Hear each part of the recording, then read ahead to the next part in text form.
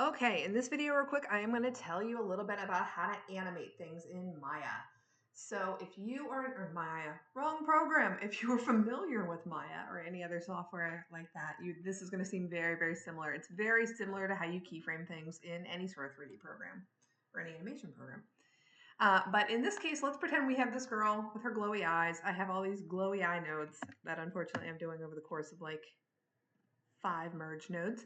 But I'll show you guys a couple easy ways that you can animate some stuff. So let's, for the sake of doing this, let's pretend this is the only one that we want to fiddle with, because I have a lot of other ones. I'll show you a trick here after this that you can do around it. Make it a little brighter so it's easier to see.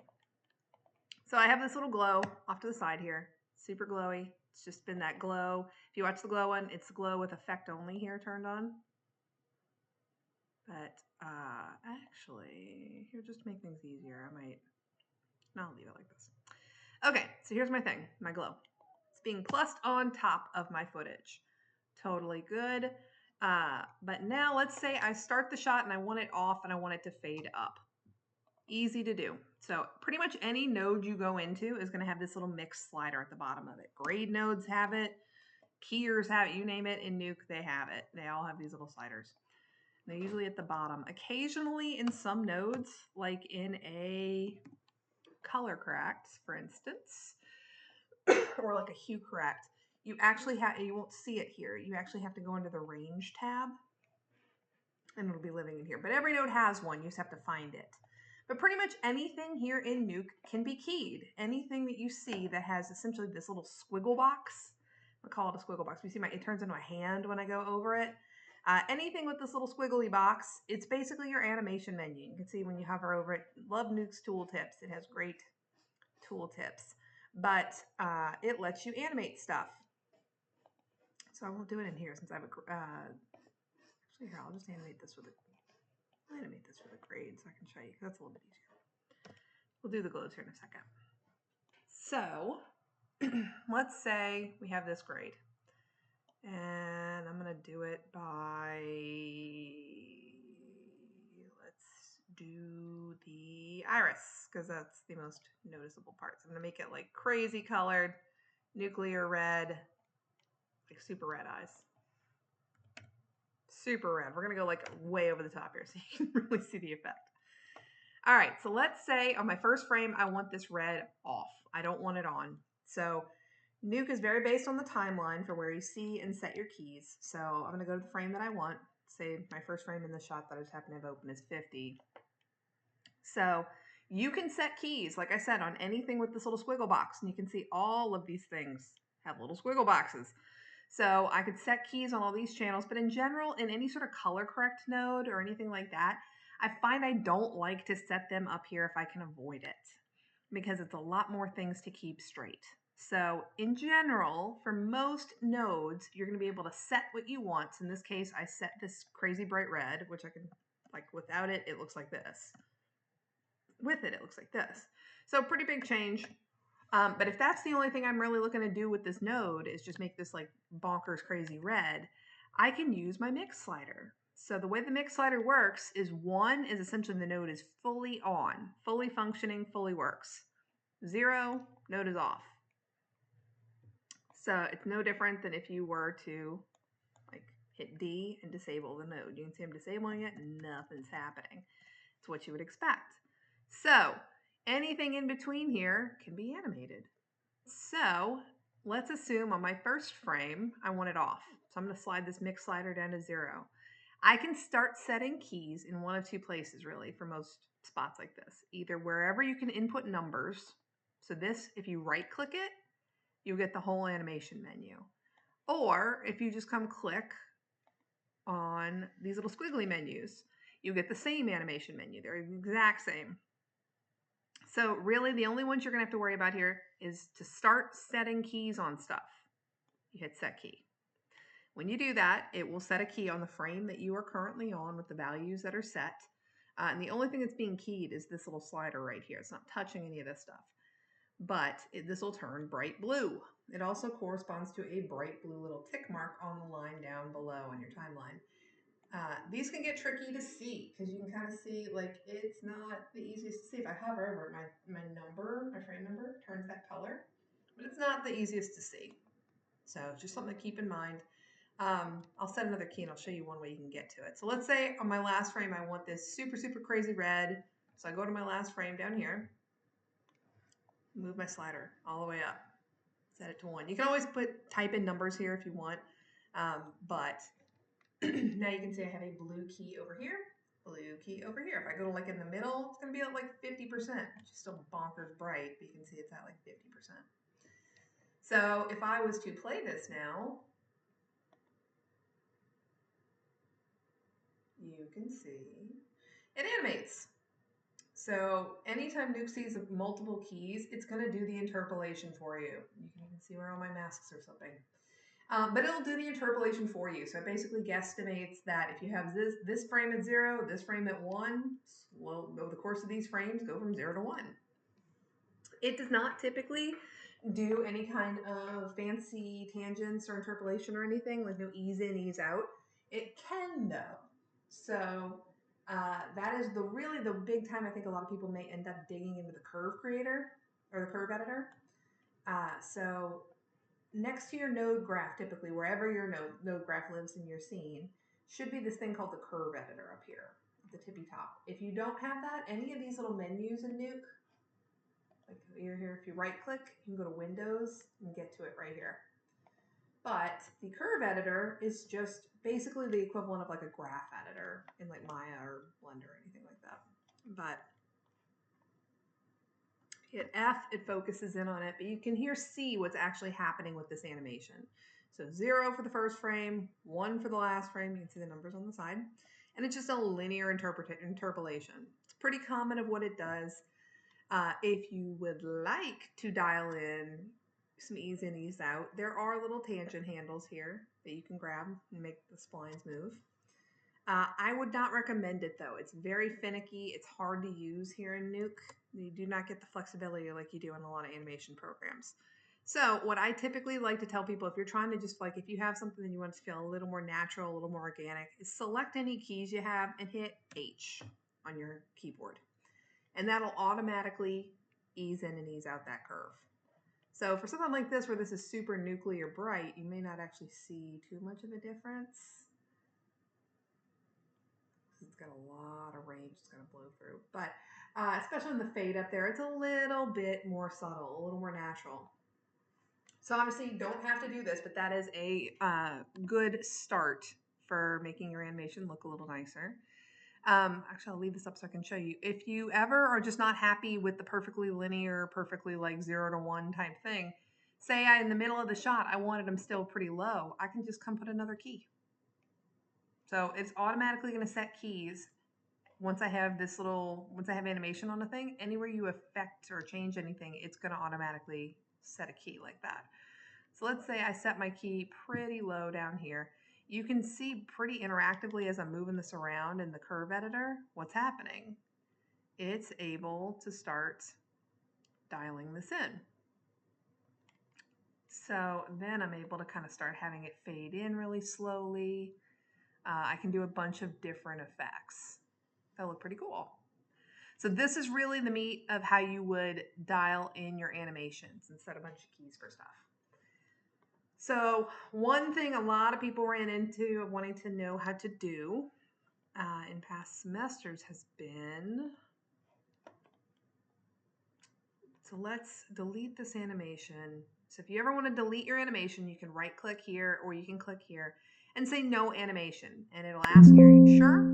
You can say yes. And it'll delete all the animation you have in your timeline. It leaves whatever frame you're on, it leaves the value at whatever it was currently at on that frame. So just be mindful of that. But that is how you would get rid of an animation. You can also delete a key. If you're on a specific key and you just want one key to go away, you can say delete key. So I'm actually going to back up a little so I can show you one more thing. If you are on this timeline and you have a hard time hunting down where your keys are at, because I know once you have a bunch of them in here or a really long shot, they can read almost like tiny little blue hairs on these bottoms here. It'd be really hard to see things and accurately click on the right frame. So on this very bottom here, there is this little like forward and backwards button with a key next to it, the little pirate key. If you hit that, it will automatically just push you to the next key in your timeline. So right there, I'm at the first frame. So something to keep in mind if you want an easier way to get around to your keys. So like I said here, for like if I wanted to go to this frame and I say I wanted to delete this key, I could right click or I could click here and just say delete key, and it deletes that key. Whenever it's this lighter blue, there's no key set on that frame, but there is keys set to the animation. So in this case, I'm going to go ahead and say no animation again. I'm going to show you what I meant for next thing people kind of ran into with animating things. So say you have like a blink, like your character blinks, or something happens where you basically want your animation to be off and then on, like somebody flipped a light on in a room type thing. It's easy to do. So same sort of way like we had been doing this for setting keys, you'd say set key. I typically do mine here on the right, with the right mouse button on the number values, but whichever one fits better for y'all. Set a key. So if I want it off to begin with, I can turn it off like this. But the key for like a flipping a switch type thing is literally like figure out however many frames you need that to be on like that. So let's say in this example in my scene, since I don't have a ton of frames to work with, I'm going to say these 10 frames from 70 to 80, it's going to be off. So I'm going to set another key. You know, I can just kind of click here and drag on the timeline and it'll activate it and set a key. But now I have a key at 70, or I guess, yeah, 70. I have a key at 80, and those are both 0. So for both of those chunks, that's at 0. But then if on 81, the eye should be open or turned on or whatever it is like that, then I could set 1. And effectively, if I mouse left and right, you can see it goes off, on, off, on. I can even do something where like then I can leave it on for 10 frames.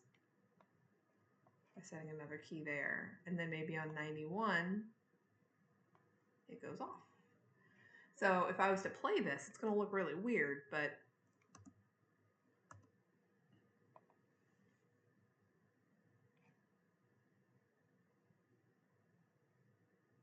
so super not natural looking animation, but you'll get the idea. So more of a fast, like you turned a light on, somebody blinks, you need to get rid of whatever you're doing for a frame or two, or whatever the case may be. You can always do that, but you just need to think in terms of very similar to 2D animation. We did this a lot in 2D animation where you'll set a key and basically say this is off here. Then you go to the last frame that it's still off. Say this is still off here. Then the next frame you go to and you say, all right, it's on now. And then set a key at the end of that chunk saying it's on at this until this point. So if you were to go look at this in the curve editor, it's going to look a little funky. But you can see I'm keyed to off. 10 frames later, still keyed off. Frame after that, it's on. Then it's keyed to stay on for 10 more frames before it's keyed off. So it's a very like off, on, then it's on, then it's off. Pretty straightforward. But if you were trying to animate something pretty quick, snapping on like that, that is how you would do it. As far as what else? This is more for linking. We haven't really talked much about linking, but there are a couple tools. So if you saved off of the OneDrive for the project, there's under assets this file. It's called flares and glow nodes. And it's got a couple random not standard to nuke nodes. So this is more of a kind of fancy glow that you can play with in your shots if you want. This is for doing crazy flares. This is a slow node, heads up. So if you go to try to open this file and it seizes up on you a little bit, it's just processing this. Like this is a bonkers large node. But this one here, called Curve Creator, is really, really good for doing animation too. So actually, I'll do this in the other shots with the sign. that I had for, I showed this for glowing. So the way this tool works is it generates randomized curves, sort of. It has a whole bunch of patterns up here that you can click, and you can pick what you want. So if you're trying to do like a flickery TV or fire, that'd be random or noise. If you want like a light pulsing on and off, that'd be more like one of these sine curves or bounce curve or something like that. But whenever you click one of them, you can kind of see, I can see generate curve. If I go look in the curve editor, it's actually your best place to see what this is doing. So it's just kind of a random curve. If I was to make the speed faster, faster is actually a smaller number in this case. You can see it goes, it's kind of like a seismometer or whatever. It's all over the place. So you shouldn't have to hit generate curve multiple times. I think I do out of habit because sometimes it doesn't like it and seems to want that stuff. But low speed's fast, high speed is slow. And you can set a range here if you want. But you notice this is based in 0 to 1, just like pretty much all these mix sliders. Because a lot of times that's how this stuff can be applied. So you see this is generating a dynamic curve down here. So and it's got keys set on everything. You don't see them down in your timeline, but it's got keys. And if I go to different frames, you'll see that number very, very much changes to match kind of this super curve it's got. So if I ever wanted to take this curve and apply it to something else, like say my glows, I could do that. So I have these two merges that are putting this glow on top.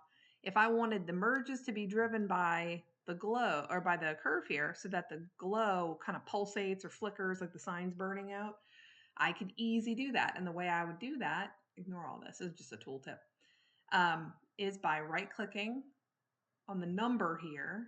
You can actually do it over here by the animation menu again.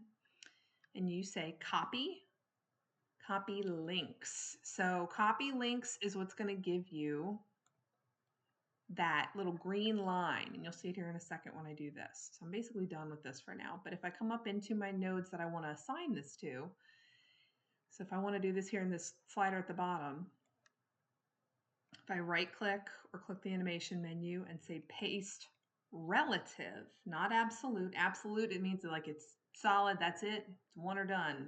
It is what it is. Relative means it can change. So we want the absolute relative or paste relative. So if I do that, you can see it change, but now it's linked up and now those little green lines, like what we saw with the tracking nodes with playing with the tracker when you generate something from that, is now present because it is controlling, this is controlling the value that we see here in this merge. So it's essentially, it's linked. That's why it was called copy links, because it made a green little link. So in this case, I'd want to actually come do it twice. So since I still copied that one from the original curve creator, I can just right click here and say paste relative. You see, now those values link up and I now have two little connection points. So now this and the stuff I set here, and it is interactive, so I can change it and dial it in. But this is driving how much of the mix is happening for right there. So now if I was to come in here and hit play, ooh, now I've got a sign that's about to burn out. You can see it looks kind of cool. But then if I went into here, I could always change this up. Say I did like a saw. I slow it down. So that's more like a thump, thump, thump, thump. Or you could do a bounce.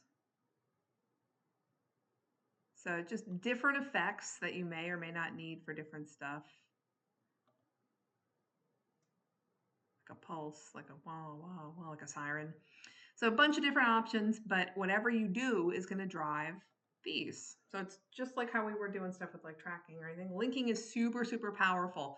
But what's nice with something like this is that now I don't have to go actually set stuff for either of these. This is going to drive that. If I didn't want to use a curve creator, though, you could do the same linking principle with whatever you want. So let's say I don't have this. And if you ever go to delete something that's linked, it's going to say, hey, we see there's some stuff going on here. There's some connections. What do you want to do? In this case, I'm going to say yes. And now then at this point, these will be, I guess I actually kept an animation on here. I didn't think it would. So we're going to delete this animation.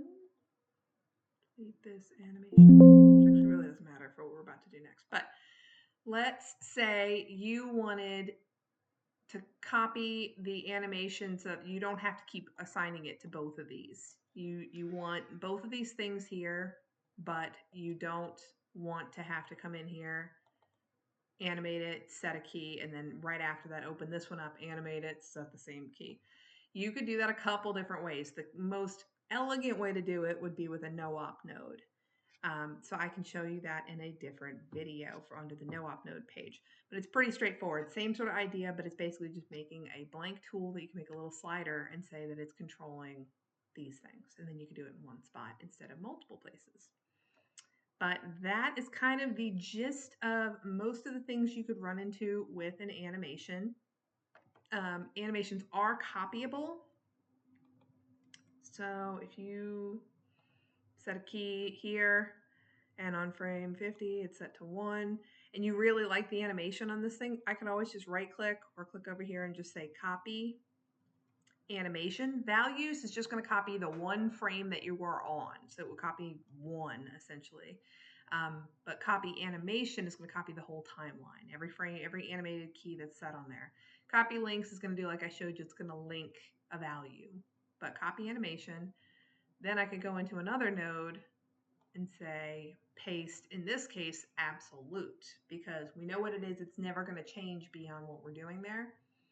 So if I do that, you can see now both these nodes have the same animation on them. So that is always an option that you can do as well. But I'll show you in the no-op node video how to actually hook this up as a no-op.